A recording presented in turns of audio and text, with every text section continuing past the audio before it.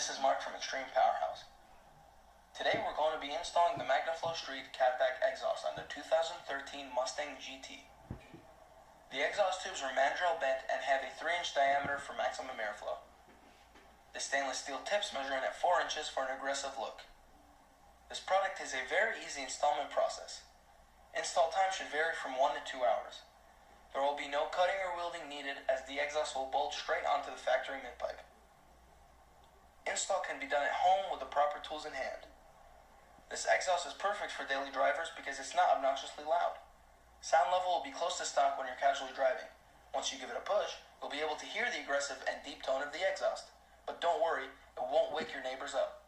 So if you're looking for an exhaust to give you the classic muscle car sound with no rasp or drone, check out the Magnaflow Catback exhaust.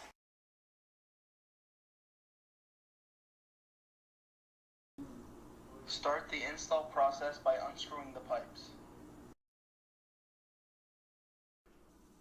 Now unscrew the mufflers.